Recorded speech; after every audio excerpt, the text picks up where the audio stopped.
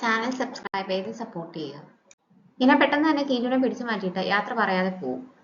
Convenience സ്റ്റോറിലെ പെൺകുട്ടി അവൾ ഒരുപാട് സോജു ബോട്ടിൽസ് ഒക്കെ വാങ്ങുന്ന കാണുമ്പോൾ എന്താണ് സംഭവിച്ചതെന്ന് ചോദിക്കും. എന്താണ് സംഭവിക്കുന്നതെന്ന് എനിക്കറിയത്തില്ല എന്നാണ് അവൾ മറുപടി പറയുന്നത്. കീജുവിന്റെ അവസ്ഥയും മറ്റൊന്നല്ല. ഒരുപാട് കാലം കൊണ്ട് പരിചയമുള്ള ഒരാളുടെ അടുത്ത് നമുക്ക് പെട്ടെന്ന് ഒരു ഇഷ്ടം തോന്നുമെന്ന് കീജുൻ മിസ് പാർക്കിന്റെ അടുത്ത് ചോദിക്കും. അവളോടല്ലല്ലോ ഇഷ്ടം എന്ന് അവൾ ആദ്യം ഉറപ്പിക്കും. അത് സംഭവിക്കാൻ എല്ലാ സാധ്യതയുണ്ട്. ഒരുപക്ഷെ അവരെ നമുക്ക് ആദ്യമേ ഇഷ്ടമായിരുന്നിരിക്കാം, നമ്മളത് തിരിച്ചറിയാത്തതായിരിക്കാം. അതല്ലാന്നുണ്ടെങ്കിൽ എന്തെങ്കിലും കാരണത്താൽ അവരോട് ഇഷ്ടം തോന്നുന്നതായിരിക്കാം. ഏതായാലും അത് സംഭവിക്കാൻ സാധ്യതയുണ്ടെന്ന് അവൾ പറയും. ജയളുടെ അമ്മയെ ഹോസ്പിറ്റലിൽ അഡ്മിറ്റ് ചെയ്തേക്കാണ്. ഇവിടെയുള്ള ആളുകൾ അമ്മയെ അപായപ്പെടുത്താൻ ശ്രമിക്കുകയല്ല. മരുന്ന് കഴിക്കാതിരുന്നാൽ അസുഖം കുറയത്തില്ല. മരുന്ന് കഴിക്കാൻ വിസമ്മതിക്കുകയാണെങ്കിൽ അവർ വീണ്ടും സൈക്കാട്രിക് വാർഡിലേക്ക് തിരിച്ചു കൊണ്ടുപോകുന്ന അവൻ അമ്മയടുത്ത് സംസാരിച്ചുകൊണ്ടിരിക്കുമ്പോൾ അച്ഛന്റെ കോള് വരും. നീ എന്തുമാത്രം പൈസ മുടക്കിയിട്ടാണ് ജെയിംസിനെ ഇങ്ങോട്ടേക്ക് കൊണ്ടുവന്നത്? അവൻ എങ്ങനെയുള്ള ആളാണെന്ന് നീ അന്വേഷിച്ചില്ലേ? ഓഡിറ്റിയും അയാളുടെ പുറകെ പോയി. അതിനു മുമ്പ് അവനെ കൊണ്ട് ചെയ്യിക്കാൻ പറ്റുന്നതെല്ലാം ചെയ്യിക്കണമായിരുന്നു എന്നൊക്കെ പറഞ്ഞിട്ട് അച്ഛൻ അവനെ വഴക്ക് പറയും. അവൻ ടി വിയിൽ നോക്കുമ്പോഴത്തേക്കും ഓൾറെഡി ന്യൂസ് ഒക്കെ വന്നിട്ടുണ്ട്. അയാള് ജൂനിയർ ആയിട്ടുള്ള ഒരു എഞ്ചിനീയറിനെ ഹരാസ് ചെയ്യാനായിട്ട് നോക്കി, അതിന്റെ പേരിൽ കേസെടുത്തേക്കുകയാണെന്നൊക്കെ. അവൻ അന്നേരം തന്നെ മിസ് പാർക്കിനെ വിളിച്ച് പറയും, ഇനി മുതൽ എക്സിക്യൂട്ടീവ്സിനെ കുറിച്ച് അപ്ഡേറ്റ്സ് വരുമ്പോൾ ഇനെ കൂടി അതിൽ ഇൻക്ലൂഡ് ചെയ്യണം. അങ്ങനെ ചെയ്യാമെന്ന് സമ്മതിച്ചിട്ട് മിസ് പാർക്ക് ലിഫ്റ്റിലേക്ക് ചെല്ലുമ്പോൾ അവിടെ ഇനെ നിപ്പുണ്ട്. അവളെ ഇനെ അങ്ങോട്ടേക്ക് ഗ്രീറ്റ് ചെയ്യും. ടീം ഡിന്നറിന് വരാൻ പറ്റാത്തത് കഷ്ടമായി പോയി എന്ന് പറയുമ്പോൾ ഇനി മറ്റൊരു ദിവസം ആവട്ടെ, ഇനിയും ടീം ഡിന്നേഴ്സ് ഒക്കെ വരുന്നുണ്ടല്ലോ എന്നാണ് ഇന പറയുന്നത്. നമുക്ക് രണ്ടുപേർക്കും കൂടി ഡ്രിങ്ക്സിന് പോയാലോ എന്ന് അവള് ചോദിക്കുന്നുണ്ടേ. എന്റെ കമ്പനി ഇയാൾ എങ്ങനെ എൻജോയ് ചെയ്യുമെന്ന് എനിക്ക് അറിയത്തില്ല എന്ന് ഇന മറുപടി കൊടുക്കും. നമുക്ക് യാതൊരു കാര്യങ്ങളും കോമൺ ആയിട്ടുണ്ടെന്ന് എനിക്ക് തോന്നുന്നില്ല എന്ന് ഇന പറയുന്നത് കേൾക്കുമ്പോൾ ഒരു പക്ഷേ നമുക്ക് രണ്ടുപേർക്കും കോമൺ ആയിട്ടുള്ള എന്തെങ്കിലും ഉണ്ടെങ്കിലോ അത് ഇയാൾക്ക് സർപ്രൈസിങ് ആയിരിക്കും എന്നുള്ള രീതിക്ക് മിസ് പാർക്ക് മറുപടി കൊടുക്കും. അവൾ എന്താണ് ഉദ്ദേശിച്ചതെന്ന് എനിക്ക് മനസ്സിലാകുന്നില്ലെങ്കിലും എന്തോ കുത്തി പറഞ്ഞാണെന്ന് മനസ്സിലാവും. ഇന ഓഫീസിലേക്ക് ചെല്ലുമ്പോൾ കീജുൻ അവിടെ വെയിറ്റ് ചെയ്ത് നിൽക്കുകയാണ്. നമുക്ക് കോഫി കുടിച്ചിട്ട് കുറച്ച് കാര്യങ്ങൾ സംസാരിക്കാനുണ്ടെന്ന് പറയുമ്പോൾ കോഫിയൊക്കെ സ്കിപ്പ് ചെയ്യാം, സംസാരിക്കാനുള്ളത് മീറ്റിംഗ് റൂമിൽ സംസാരിക്കാമെന്ന് പറഞ്ഞിട്ട് അവനെ വിളിച്ച് റൂമിലേക്ക് പോകും. ഇന്നലെ എന്ന് പറഞ്ഞാൽ അവൻ സംസാരിക്കാൻ തുടങ്ങുമ്പോൾ ഇന്നലെ ഞാൻ അങ്ങനെ ചെയ്യാനായിട്ട് പാടില്ലായിരുന്നു, ഒരു സുപ്പീരിയർ എന്ന നിലയിൽ ഞാൻ ചെയ്തത് തെറ്റാണ്, അതുകൊണ്ട് ഞാൻ അപ്പോളജൈസ് ചെയ്യുന്നു എന്ന് അവൾ പറയും. അത് കേൾക്കുമ്പോൾ അവന് ദേഷ്യം വരും. ഞാനാണത് ചെയ്തത്, ആദ്യം ഞാനാണ് ചെയ്തത് എന്നുള്ള രീതിക്ക് അവൾ സംസാരിക്കുമ്പോൾ എന്തിനാണ് നിങ്ങൾ ആവശ്യമില്ലാത്ത കാര്യം ഇൻസിസ്റ്റ് ചെയ്യുന്നത്? നിങ്ങളാണത് ആദ്യം ചെയ്തെങ്കിൽ എന്ത് റീസൺ കൊണ്ടാണ് ചെയ്തതെന്ന് ചോദിക്കും. ഇയാള് വരച്ച ആ ഡ്രോയിങ് കണ്ടപ്പോൾ എനിക്ക് നന്നായിട്ട് ഇഷ്ടപ്പെട്ടു.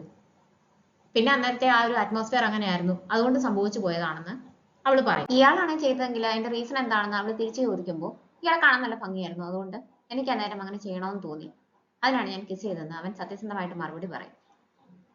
കിസ് ചെയ്തിട്ട് അപ്പോളജൈസ് ചെയ്യുന്നത് നല്ലതാണെന്ന് എനിക്ക് തോന്നുന്നില്ല, നമ്മൾ ഒരിക്കലും അത് ചെയ്യാൻ പാടില്ല എന്ന് അവൻ പറയുമ്പോൾ ഞാൻ ചെയ്തത് തെറ്റാണെന്ന് പറഞ്ഞല്ലോ, ഇയാൾക്ക് പരാതി ഉണ്ടെങ്കിൽ കംപ്ലൈന്റ് കൊടുത്തോളൂ, ഞാൻ ചെയ്തത് തെറ്റാണെന്ന് അഡ്മിറ്റ് ചെയ്തോളാം എന്ന് അവൾ മറുപടി കൊടുക്കും.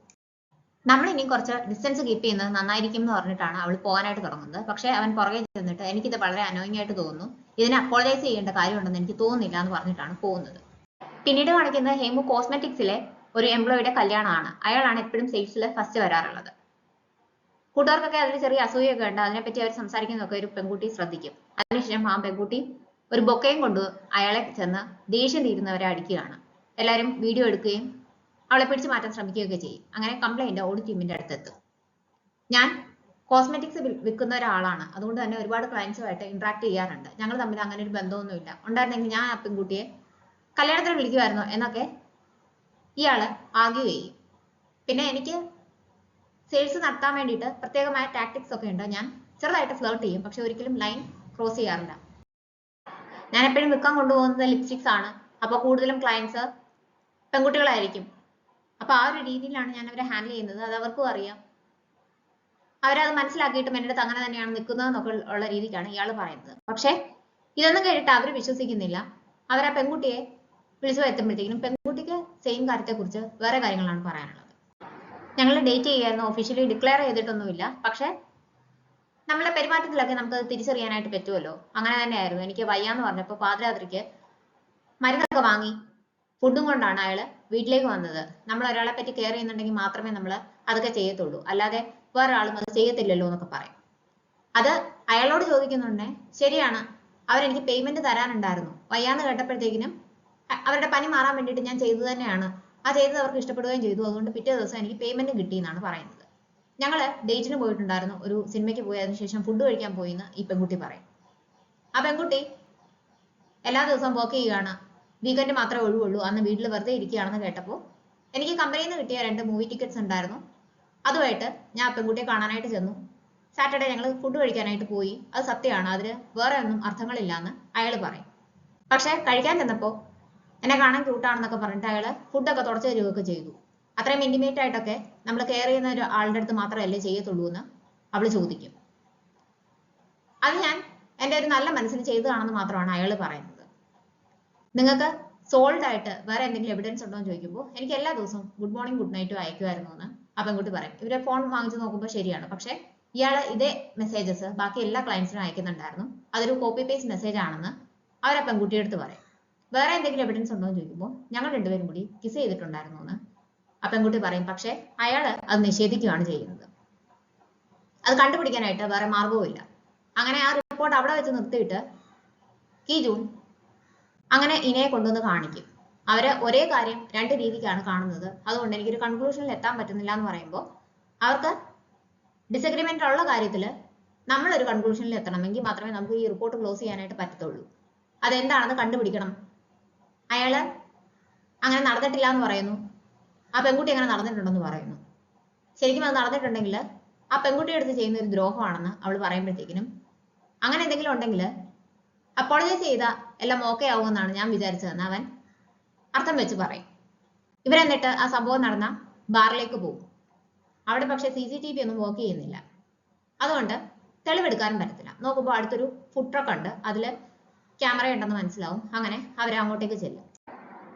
അയാൾ എല്ലാ ദിവസവും അവിടെ വരാറുണ്ടോ, എത്ര മണി മുതൽ എത്ര മണി വരെ കാണും എന്നൊക്കെ അവർ ചോദിച്ച് മനസ്സിലാക്കും. ആഴ്ചയിൽ ഒരു ദിവസം മാത്രമേ അയാൾ വരാതിരിക്കുന്നുള്ളൂ. ബാക്കി എല്ലാ ദിവസവും അയാൾ ട്രക്ക് അവിടെ തന്നെയാണ് പാർക്ക് ചെയ്ത് സെയിൽസ് ഒക്കെ നടത്തുന്നതെന്ന് അവർക്ക് മനസ്സിലാവും. അയാളുടെ കയ്യിൽ നിന്ന് കുറെ ഫുഡൊക്കെ വാങ്ങിയിട്ടാണ് അവർക്ക് ഡാഷ് ക്യാം നോക്കാനുള്ള പെർമിഷൻ കിട്ടുന്നത്. ഇയാൾക്ക് വലിയൊരു ഫാമിലി ഉണ്ടല്ലോ, അവരുമായിട്ട് കൊണ്ടുപോയി ഫുഡെല്ലാം ഷെയർ ചെയ്യണമെന്ന് അവൾ പറയും. അവന് 3 ചേച്ചിമാരും അമ്മയൊക്കെ ഉണ്ടെന്ന് അവൾക്കറിയാം. ഫാമിലിയൊക്കെ വലുതാണ്, പക്ഷെ ഞങ്ങളിപ്പോൾ സെപ്പറേറ്റ് ആയിട്ടാണ് താമസിക്കുന്നതെന്ന് അവൻ പറയുമ്പോൾ ഇയാൾ അപ്പോൾ ഒറ്റയ്ക്കാണോ എന്ന് അവൾ ചോദിക്കും. ആ സമയത്ത് അവൻ മെമ്മറി കാർഡെല്ലാം റെഡിയാക്കി ഇട്ടിട്ടുണ്ടാവും. രാത്രി 10 മണിക്ക് ശേഷം അന്നത്തെ ദിവസത്തെ CCTV അവർ നോക്കുന്നുടനെ ആ ആള് ആ പെൺകുട്ടിയെ കിസ് ചെയ്തു എന്ന് അവർക്ക് രണ്ടുപേർക്കും മനസ്സിലാവും. അന്നേരം ഇനയുടെ ഫോണിലേക്ക് ഒരു കോള് വരും. അത് അറ്റൻഡ് ചെയ്യുമ്പോൾ അവളുടെ മുഖം മാറുന്നത് അവൻ ശ്രദ്ധിക്കും. പക്ഷെ റോങ് നമ്പർ ആണെന്ന് പറഞ്ഞിട്ടാണ് അവൾ കട്ട് ചെയ്യുന്നത്. ജയോളും ഒരു ഫ്രണ്ടും കൂടി ഗോൾഫ് കളിക്കുകയാണ്. അവിടേക്ക് എന്തോ റിപ്പോർട്ട് ചെയ്യാനായിട്ട് മിസ് പാർക്ക് വരും. അവൾ പോയി കഴിയുമ്പോൾ ഇത്രയും നല്ലൊരു സെക്രട്ടറി ഉണ്ടെങ്കിൽ നീ ഡിസ്ട്രാക്റ്റഡ് ആകത്തില്ലേ എന്ന് ഫ്രണ്ട് ചോദിക്കും. അവൾ എല്ലാ കാര്യങ്ങളും നന്നായിയാണ് നോക്കി നടത്തുന്നത്, അത്രേ ഉള്ളൂ എന്നുള്ള രീതിക്ക് അവൻ മറുപടി കൊടുക്കും. നീ ഇത്രയും അപ്രൈറ്റ് ആകുന്നത് എങ്ങനെയാണ്, നിനക്ക് ആരോടെങ്കിലും ഒന്ന് സംസാരിക്കണമെന്ന് തോന്നുന്നില്ലേ? എൻ്റെ അച്ഛൻ എന്നെ കൊല്ലുമെന്ന് പറഞ്ഞ് ഭീഷണിപ്പെടുത്തിയാൽ പോലും നീ ചെയ്തു കൂട്ട്, നിന്റെ വൈഫിനെ പോലെ ഒരാളെ ഞാൻ ഒരിക്കലും കല്യാണം കഴിക്കത്തില്ല എന്ന് ഫ്രണ്ട് പറയുന്നത് കേൾക്കുമ്പോൾ അവൻ സങ്കടത്തോടെ ഒന്നും മിണ്ടാതെ നിൽക്കുകയാണ് ചെയ്യുന്നത്. ഡ്രൈവറുടെ വീട്ടിൽ നിന്ന് കോൾ വന്നതുകൊണ്ട് മിസ് പാർക്ക് അയാളെ പറഞ്ഞു വിടും. ഞാൻ ഡ്രൈവ് ചെയ്യാമെന്ന് അവൾ പറയുന്നുണ്ടെങ്കിലും ജയോള് സമ്മതിക്കത്തില്ല. അവളെ വീട്ടിലേക്ക് കൊണ്ടുവിടാം, എവിടെയാണ് താമസിക്കുന്നത് ഇപ്പോൾ എന്ന് ചോദിക്കും. പോകുന്ന വഴി ഇനി മുതൽ എൻ്റെ പേഴ്സണൽ ആവശ്യങ്ങൾക്ക് ഇയാൾ എന്നെ അക്കമ്പനി ചെയ്യേണ്ട, ഓഫീസിലെ കാര്യങ്ങൾക്ക് മാത്രം കൂടെ വന്നാൽ മതി എന്ന് ജയോള് പറയുമ്പോൾ എൻ്റെ ഫീലിങ്സ് കാരണമാണ് ഇങ്ങനെ ഒരു ഡിസ്റ്റൻസ് കീപ്പ് ചെയ്യുന്നെങ്കിൽ അതിൻ്റെ ആവശ്യമില്ല, ഞാനിപ്പോൾ എൻ്റെ ഒരു ഫ്രണ്ടിൻ്റെ കൂടെയാണ് താമസിക്കുന്നതെന്ന് അവൾ പറയും. അവൻ നല്ലൊരു പയ്യനാണെന്നും കൂടി പറയും. അന്നേരമാണ് കീജൂൺ അങ്ങോട്ടേക്ക് വരുന്നത്. അവൾ ഓടിച്ചെന്ന് കൈ പിടിക്കും. ഇതെന്താ ഇപ്പൊ ഒരു പ്രത്യേകത എന്ന് അവൻ ചോദിക്കും. കാർ പോകുന്ന കേൾക്കുമ്പോൾ ആരെയോ കാണിക്കാൻ വേണ്ടി ചെയ്തതാണെന്ന് അവൻ മനസ്സിലാവും. അത് അവൾ സമ്മതിക്കുകയും അപ്പോളജൈസ് ചെയ്യുകയും ചെയ്യും. തെളിവൊക്കെ കിട്ടി കഴിഞ്ഞപ്പോൾ ഞാൻ പറഞ്ഞതെല്ലാം സത്യമാണെന്ന് നിങ്ങൾക്ക് വിശ്വാസമായില്ലേ? ഡേറ്റ് ചെയ്യാത്ത ഒരാളെ നിങ്ങൾ കിസ് ചെയ്യുമെന്ന് ആ പെൺകുട്ടി ചോദിക്കും. എന്നാൽ അയാൾക്കാണെങ്കിൽ അതൊന്നും ഓർമ്മയില്ല. ഒരു പക്ഷേ ഞാനന്ന് നന്നായിട്ട് കുടിച്ചിട്ടുണ്ടായിരുന്നു, അപ്പോൾ അങ്ങനെ എന്തെങ്കിലും മിസ്റ്റേക്ക് സംഭവിച്ചിട്ടുണ്ടായിരിക്കാം എന്നുള്ള രീതിക്കാണ് അയാൾ പറയുന്നത്. അയാളെ സംബന്ധിച്ച് അതൊരു മിസ്റ്റേക്ക് ആയിരുന്നു, പക്ഷെ പെൺകുട്ടിയെ സംബന്ധിച്ച് അങ്ങനെയല്ല എന്ന് അവർക്ക് മനസ്സിലാവും. ഇനയ്ക്ക് കീജൂണിന്റെ അടുത്ത് ദേഷ്യമാണെന്ന് വിചാരിച്ചിട്ട് ആ ദേഷ്യം മാറ്റാൻ വേണ്ടിയിട്ട് ടീം മെമ്പേഴ്സ് എല്ലാം കൂടി ഒരു ടീം ഡിന്നർ അറേഞ്ച് ചെയ്യും. അവിടെ വെച്ചും അവർ ഈ കേസിനെ പറ്റിയാണ് ഡിസ്കസ് ചെയ്യുന്നത്. അവർക്ക് എന്നിട്ടും ഒരു കൺക്ലൂഷനിൽ എത്താനായിട്ട് പറ്റുന്നില്ല. അവരുടെ ഒപ്പീനിയൻസും ഡിവൈഡഡ് ആണ്. അന്നേരമാണ് ഇന അങ്ങോട്ടേക്ക് വരുന്നത്. നിങ്ങളൊരാളെ കിസ് ചെയ്യുകയാണെങ്കിൽ ഡേറ്റ് ചെയ്യുകയാണെന്നല്ലേ അർത്ഥം എന്ന് ടീം മെമ്പേഴ്സ് ഇനടുത്ത് ചോദിക്കും. ആദ്യം അവളൊന്ന് ഞെട്ടും, പിന്നീടാണ് കേസിന്റെ കാര്യമാണ് അവർ സംസാരിക്കുന്നതെന്ന് മനസ്സിലാകുന്നത്. നിങ്ങൾ ടീം ഡിന്നറിന് വന്നിരുന്നിട്ട് ഓഫീസിലെ കാര്യം സംസാരിക്കരുതെന്ന് പറഞ്ഞിട്ട് അവൾ ആ വിഷയം മാറ്റാനായിട്ട് നോക്കും. പോകാൻ നേരത്ത് അവർക്ക് ടാക്സി ഒക്കെ വിളിച്ചു കൊടുക്കാൻ വേണ്ടിയിട്ട് കീജൂണിനെയാണ് അവരെല്ലാം കൂടി ഏൽപ്പിക്കുന്നത്. ഞാൻ ഇയാളെ ഹേറ്റ് ചെയ്യുന്നെന്ന് വിചാരിച്ചിട്ടാണ് ടീം മെമ്പേഴ്സ് എല്ലാം കൂടി ഇങ്ങനെ ചെയ്യുന്നതല്ലേ, അവരെല്ലാം നല്ല ആളുകളാണെന്ന് ഇന പറയുന്ന കേൾക്കുമ്പോൾ അപ്പോൾ ഇയാൾക്ക് എന്നോട് ദേഷ്യമില്ലേന്ന് അവൻ തിരിച്ചു ചോദിക്കും. എന്റെ ടാക്സി വന്നു എന്ന് പറഞ്ഞിട്ട് അതിന് മറുപടി പറയാതെ അവള് കാറിലേക്ക് കയറും. പോകാനായിട്ട് തുടങ്ങുമ്പോൾ അവനും കൂടെ ചെല്ലും. ഇയാൾ എന്തിനാണ് ഈ ഒരു കാര്യത്തില് അറിയണം എന്ന് നിർബന്ധം പിടിച്ച ഇങ്ങനെ വീണ്ടും വീണ്ടും അതിനെപ്പറ്റി ആലോചിക്കുന്നത് എന്ന് അവള് ചോദിക്കുമ്പോഴത്തേക്കിനും എനിക്ക് ഇതിനു മുമ്പും എക്സ്പീരിയൻസ് ഉണ്ട്. ഇതെന്റെ ഫസ്റ്റ് കിസ് ഒന്നും അല്ലായിരുന്നു. അതുകൊണ്ട് തന്നെ അത് മീൻ ചെയ്യുന്ന എന്താണെന്ന് മനസ്സിലാക്കാനുള്ള ബുദ്ധിയൊക്കെ എനിക്കുണ്ട്. പക്ഷെ എന്തുകൊണ്ടാണ് അതൊന്നുമല്ല എന്നുള്ള രീതിക്ക് ഇയാൾ എന്നോട് പെരുമാറുന്നതെന്ന് എനിക്കൊരു ക്ലാരിറ്റി വേണമെന്ന് അവൻ പറയും. ക്ലാരിറ്റിക്ക് വേണ്ടിയിട്ട് ഇയാൾക്ക് എൻ്റെ കൂടെ ഒരു നൈറ്റ് സ്പെൻഡ് ചെയ്യണമെന്നുണ്ടോ എന്ന് ചോദിച്ചിട്ട് വീടായി ടാക്സി നിർത്താനായിട്ട് അവൾ പറയും. അത് കേൾക്കുമ്പോൾ അവന് ദേഷ്യം വരും. അവനും കൂടെ ചെല്ലും.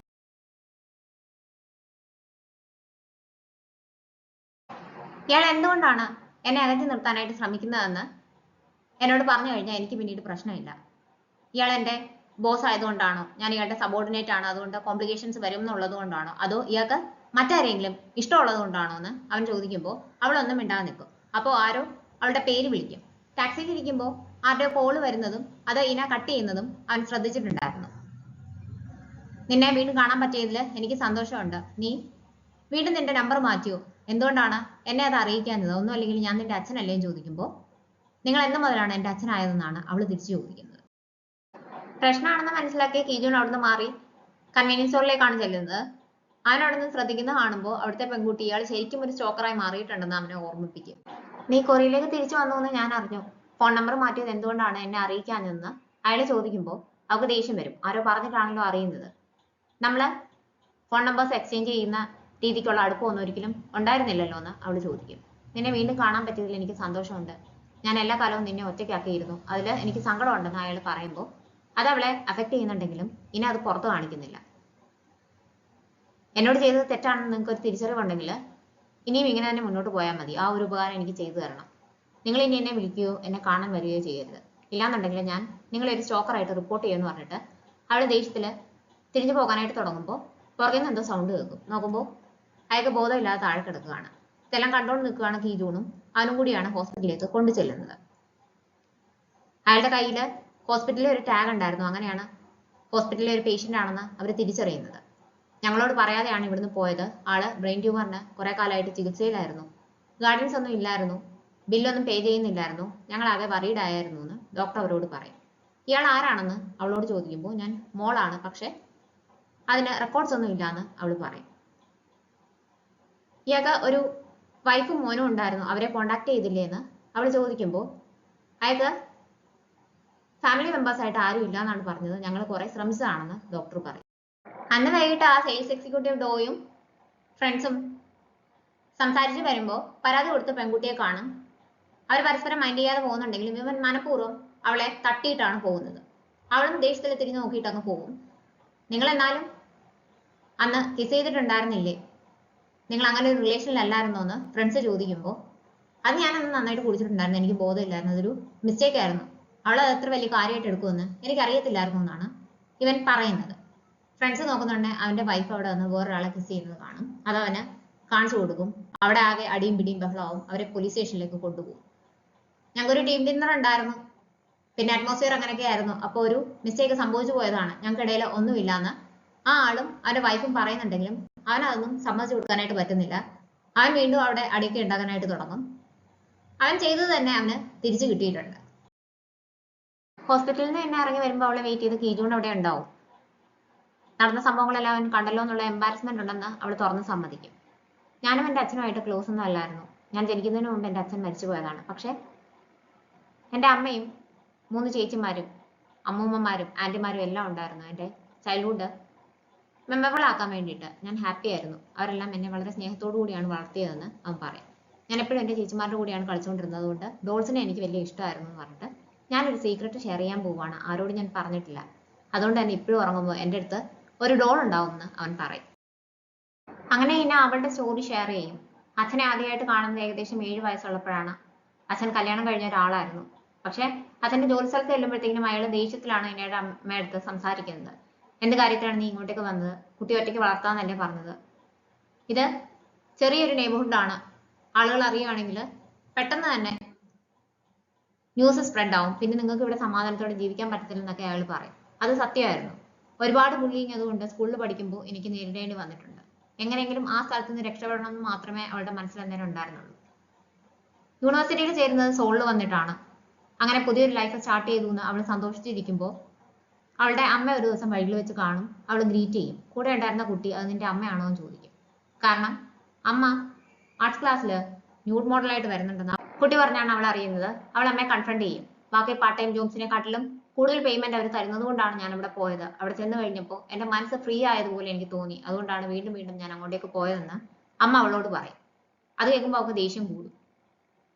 ആളുകളെ പലതും പറഞ്ഞിട്ടും ഞാൻ എന്നും അമ്മയെ ഡിഫെൻഡ് ചെയ്ത് മാത്രമേ സംസാരിച്ചിട്ടുള്ളൂ. അച്ഛൻ കല്യാണം കഴിഞ്ഞതാണെന്ന് അമ്മയ്ക്ക് അറിയത്തില്ലായിരുന്നു ഡേറ്റ് ചെയ്യുമ്പോഴെന്നും ഞാൻ അവരോടൊക്കെ പറഞ്ഞിട്ടുണ്ട്. പക്ഷെ ഇപ്പോ അതൊക്കെ തെറ്റായിരുന്നു എന്ന് എനിക്ക് തോന്നുന്നു. ഒരുപക്ഷെ അവർ പറഞ്ഞ കൂട്ട് ഒരു ലേഡി ആയിരുന്നിരിക്കാം നിങ്ങൾ. എനിക്ക് ഈ ലൈഫിൽ നിന്ന് രക്ഷപ്പെടണമെങ്കിൽ നിങ്ങളുടെ കൂടെ നിങ്ങളുടെ മോളായിട്ട് ജീവിച്ചാൽ ഇനിയും പറ്റത്തില്ല. ഞാൻ അതുകൊണ്ട് ഈ വീട്ടിൽ നിന്ന് താമസം മാറുകയാണെന്ന് പറഞ്ഞിട്ട് അവൾ അവിടുന്ന് ദേഷ്യത്തിൽ പോവുകയാണ്. അങ്ങനെ കുറച്ച് ദിവസം കഴിയും. അവൾ ലൈബ്രറിയിലെ ബുക്കൊക്കെ നോക്കിക്കൊണ്ടിരിക്കുമ്പോൾ ഒരു കോള് വരും. പോലീസ് സ്റ്റേഷനിൽ നിന്നാണ്.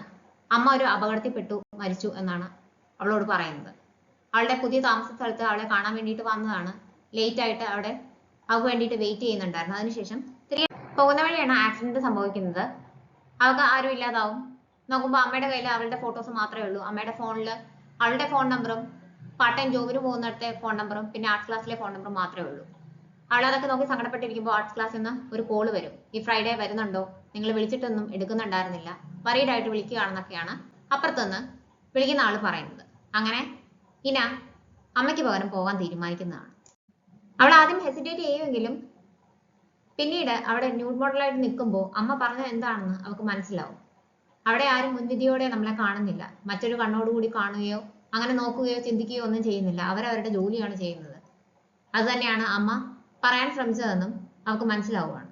അമ്മയുടെ മനസ്സിൽ ദേഷ്യമായിരുന്നു. അമ്മ ഒരിക്കലും മനസ്സിലാക്കാനായിട്ട് ശ്രമിച്ചിട്ടില്ലായിരുന്നു എന്നൊക്കെ അന്ന് അവിടെ വെച്ചാണ് ഞാൻ തിരിച്ചറിഞ്ഞതെന്നൊക്കെ കീജുവിന്റെ അടുത്ത് അവള് ഷെയർ ചെയ്യും. എല്ലാം പറഞ്ഞു കഴിഞ്ഞ് എന്നെ നോക്കുമ്പോൾ കീജുൻ കരയുകയാണ്. ഇയാളുടെ ലൈഫ് എത്ര ലോൺലി ആയിരുന്നെന്ന് എനിക്ക് മനസ്സിലാക്കാനായിട്ട് പറ്റുന്നുണ്ട്. ഇനി ഇയാൾ വേദനിക്കരുതെന്നൊക്കെ അവൻ പറയുന്നുണ്ടെങ്കിലും പറഞ്ഞു കഴിയുമ്പോഴത്തേക്കിനും കുടിച്ചിട്ട് അവന്റെ ബോധം പോകും. ഓഫീസ് റെക്കോർഡ്സ് ഒക്കെ നോക്കി ഇന അവനെ താമസ സ്ഥലത്തേക്ക് കൊണ്ടുവരും. ഏത് ഫ്ലാറ്റിലാണ് താമസിക്കുന്നതെന്നൊക്കെ നോക്കുന്നുണ്ടെങ്കിലും ആദ്യം അവനെ അവിടെ തന്നെ ഇട്ടിട്ട് പോകാനായിട്ട് തുടങ്ങും. പക്ഷെ പിന്നീട് അവന്റെ അപ്പാർട്ട്മെന്റിന്റെ ഫ്രണ്ടിലേക്ക് കൊണ്ടുചെല്ലും. അകത്ത് കയറണമെങ്കിൽ പാസ്പോർട്ട് അറിയണമല്ലോ. അതിന് പാസ്പോർട്ട് പ്രസ് ചെയ്യാനൊക്കെ ഇവനെ വിളിച്ച് പറയുന്നുണ്ട്. പക്ഷെ ഇവന് ബോധം വരുന്നില്ല. അന്നേരം ആരോ വാതിൽ തുറക്കും. ഇന നോക്കുന്നുണ്ടെ അത് മിസ് പാർക്ക് ആണ്. അവൻ ഒറ്റയ്ക്ക് താമസിക്കുന്നു എന്നാണല്ലോ പറഞ്ഞേക്കുന്നത്. മിസ് പാർക്കിനെ അവിടെ കണ്ട് ഇന സർപ്രൈസ്ഡ് ആവും.